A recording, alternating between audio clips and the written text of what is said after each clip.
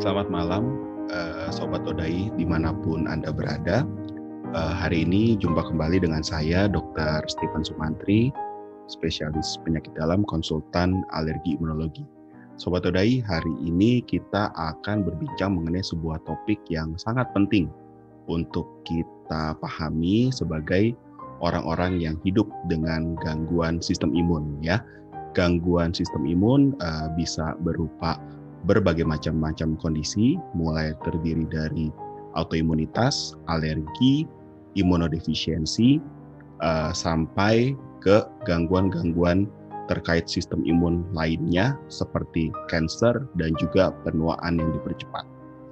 Nah, Sobat Odai, yang harus kita perhatikan bahwa di dalam pemahaman kita mengenai sistem imunitas tubuh, ternyata sistem imun kita tidak bekerja secara sendirian. Sistem imun kita mempunyai keterkaitan yang kita bilang sebagai psiko, neuro, imuno, endokrinologi, di mana sistem saraf, sistem imun, dan sistem endokrin saling bekerja sama untuk mempertahankan keseimbangan sistem di dalam tubuh kita untuk dapat bekerja secara optimal. Apabila terjadi sebuah stresor ini bisa berupa infeksi, bisa berupa kesakitan akut, bisa berupa cedera, bisa berupa stres psikologis, bisa berupa kelelahan psikis atau kelelahan fisik, akan menyebabkan gangguan di salah satu sistem kita, sistem saraf, sistem endokrin, ataupun sistem imun. Ya, nah, gangguan pada masing-masing sistem bisa menyebabkan berbagai macam masalah.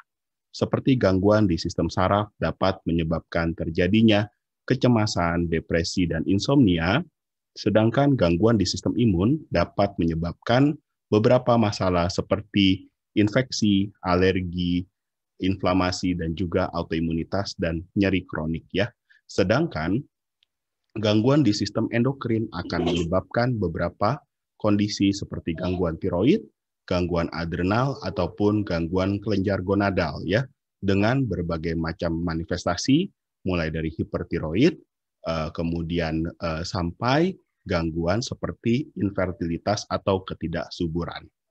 Nah, Sobat Odai, pentingnya kenapa kita harus menjaga keseimbangan berbagai macam sistem ini, karena studi yang telah dilakukan oleh Universitas Harvard selama lebih dari 80 tahun menunjukkan bahwa kebahagiaan, kepuasan hidup, dan hubungan baik terhadap sesama merupakan sebuah penentu kesehatan yang baik, baik di usia 50 tahun maupun di usia 80 tahun.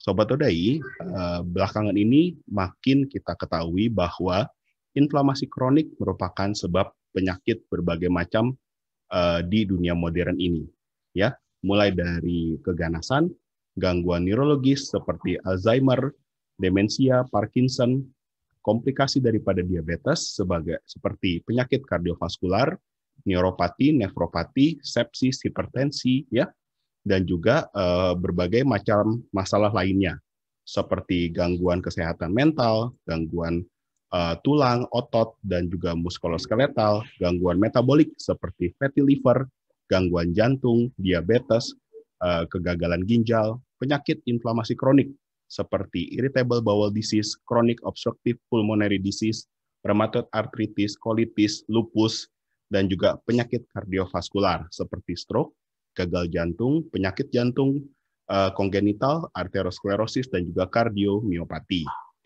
Nah, Sobat Imun yang harus diperhatikan bahwa ternyata tidak semua inflamasi adalah jelek. Inflamasi sebenarnya merupakan respons dari sistem imun kita untuk menghadapi trauma atau cedera, ya. Pada saat terjadi infeksi, pada saat terjadi luka, pada saat terjadi luka bakar, pada saat terjadi robekan, pada saat terjadi luka akibat dingin, iritasi chemical atau reaksi alergi, kita membutuhkan sistem imun kita untuk menimbulkan reaksi inflamasi. Kenapa demikian? Karena reaksi inflamasi merupakan sistem yang dibangun oleh tubuh untuk memperbaiki jaringan kita. Ya, nah, yang menjadi permasalahan adalah apabila oleh karena satu atau lain hal, inflamasi tersebut tidak berhenti di inflamasi akut, tapi berlanjut menjadi inflamasi kronik. Pada saat terjadi inflamasi kronik, inilah yang akan menyebabkan terjadi penyakit kardiovaskular, penyakit saraf, autoimun, rheumatoid arthritis, kanker, lupus, fibromialgia, sampai chronic fatigue syndrome, dan berbagai macam kondisi lainnya. Apa saja yang bisa menyebabkan terjadinya inflamasi kronik? Sobat Odai, penyebabnya adalah sebuah hal yang multifaktorial. Jadi tidak ada satu sebab pun yang secara tunggal dapat menyebabkan terjadinya sebuah penyakit. Ya, penyakit yang disebabkan oleh karena inflamasi merupakan interaksi dari berbagai macam hal, mulai dari kecenderungan genetik. Ya, genetik bukan selalu merupakan permasalahan keturunan. Genetik bisa merupakan cetak biru dari sistem gen kita yang mungkin ada keturunannya dari orang tua atau keluarga kita, tapi bisa juga merupakan khas dari diri kita pribadi. Selain itu, ada juga faktor-faktor yang kita katakan sebagai epigenetik. Faktor epigenetik ini semakin lama memainkan peranan yang semakin penting, ya, karena ternyata sistem genetik kita itu seperti saklar lampu, ya, sedangkan epigenetik ini adalah yang akan menyalakan atau mematikan saklar tersebut. Bila kita mempunyai sebuah kelainan genetik, kalau tidak ada pencetus dari lingkungan tubuh kita sendiri atau hal lainnya yang menyebabkan aktifnya kondisi genetik tersebut, maka penyakit tidak muncul. Ya, faktor genetik ini banyak sekali.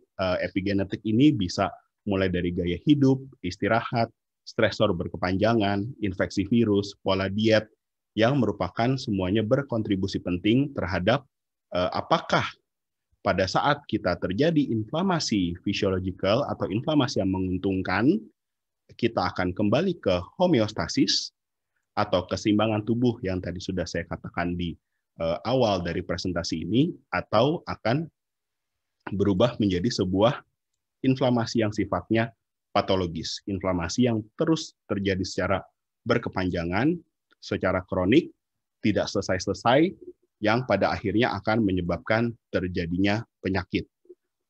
Di slide-slide berikut ini, saya akan coba menjelaskan kira-kira bagaimana hubungan antara berbagai faktor ini terhadap kejadian inflamasi di dalam tubuh kita. Oke, jadi kita coba lihat masing-masing kondisi. Yang paling terkenal tentunya adalah kondisi autoimunitas. Kalau sobat imun perhatikan, ya, kondisi autoimunitas itu tidak serta-merta muncul. Mungkin orang tersebut punya faktor genetik seperti HLA-DR, HLA-DQ2, DQ8, CTLA4, ya, ini adalah kelainan genetik yang mungkin dibawa oleh orang tersebut, tapi hanya faktor genetik saja tanpa dipengaruhi oleh gangguan di faktor lingkungan dan faktor endogen, tidak akan menyebabkan kondisi autoimunitas itu muncul. Harus ada trigger yang pertama kali mencetuskan, mungkin apakah infeksi, paparan terhadap toksin, obat-obatan tertentu, ya, atau kekurangan nutrisi esensial, yang kemudian kejadian tersebut di-maintain atau disebabkan kejadiannya secara terus-menerus tidak berhasil di-resolve oleh karena berbagai faktor-faktor endogen, seperti kadar leptin yang tinggi pada orang-orang gemuk, kekurangan vitamin yang sifatnya antiinflamasi seperti vitamin D, ya, dan juga vitamin E, vitamin C, ya, yang salah satunya disebabkan oleh karena nutrisi yang tidak adekuat. Apakah gangguan terjadi di mikrobiom?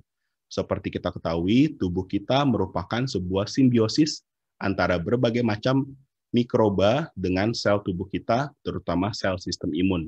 Apakah orang tersebut punya leaky gut, kehamilan, masalah menopause, pertumbuhan yang terlalu cepat, pubertas, usia yang semakin menua, jenis kelamin wanita, dan juga stres yang berkelebihan. Nah, interaksi antara ketiga faktor tersebut, genetik, lingkungan, dan faktor endogen lah yang akan mengakibatkan terjadinya gangguan autoimunitas.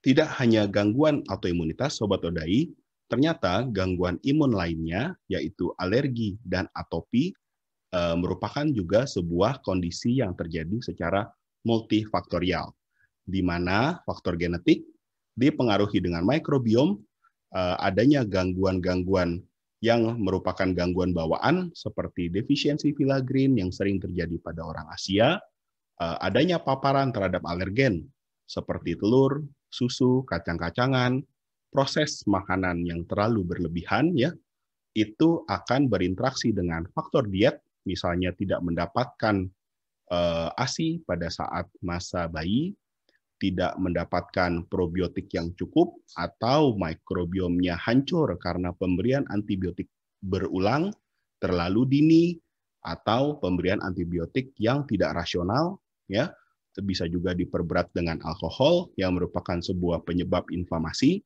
berinteraksi lagi dengan faktor lingkungan, misalnya kurang mendapatkan sinar matahari, kurang berolahraga, seperti tadi dikatakan mendapatkan antibiotik.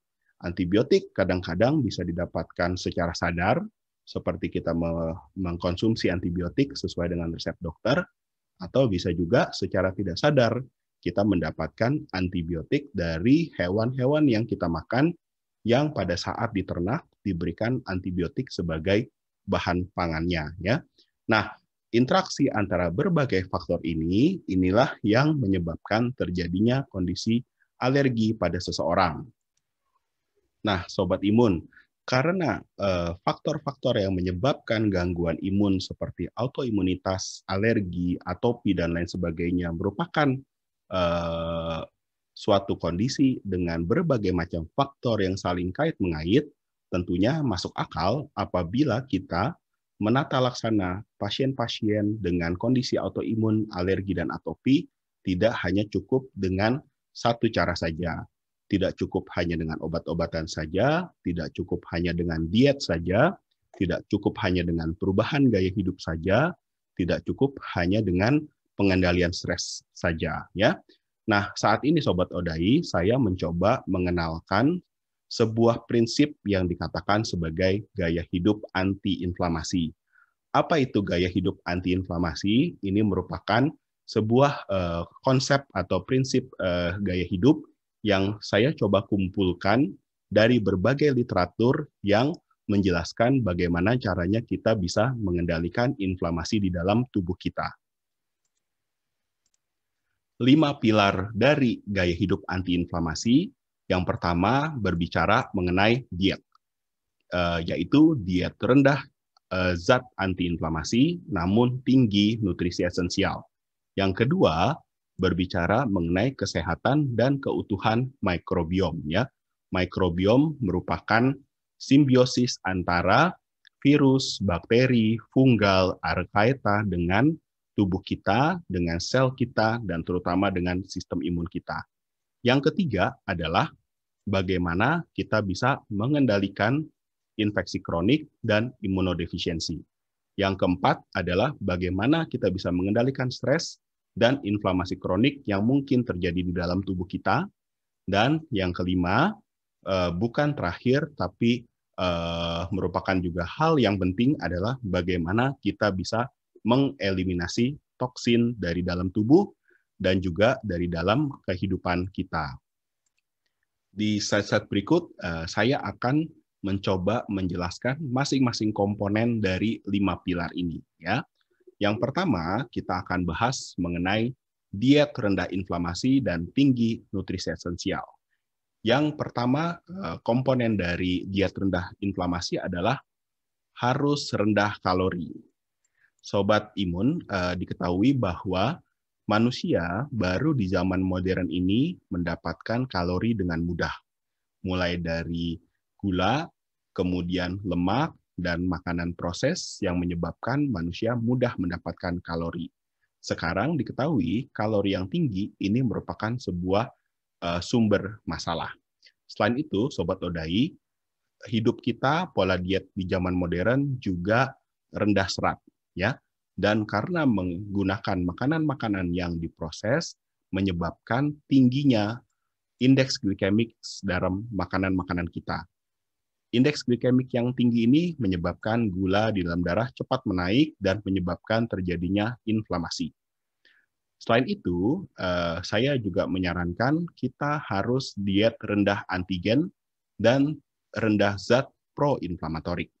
Apa yang dimaksud dengan rendah antigen? Ini adalah sensitivitas pribadi masing-masing, di mana setiap orang tentunya berbeda zat-zat yang dapat mencetuskan terjadinya inflamasi atau reaksi imun. Selain itu, apa yang dimaksudkan dengan zat proinflamatorik adalah zat-zat yang apabila dikonsumsi akan menyebabkan terjadinya inflamasi di dalam tubuh, seperti gula, makanan proses, dan beberapa bahan kimia di dalam makanan, juga lemak jenuh, lemak trans, dan lain sebagainya.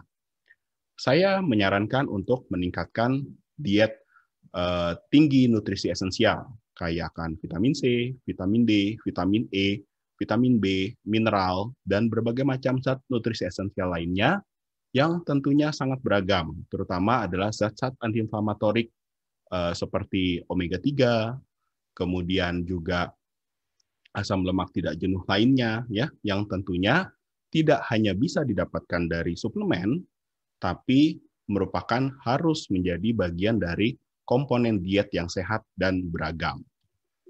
Sobat Imun, kita juga harus menjaga kesehatan dan keutuhan dari mikrobiom.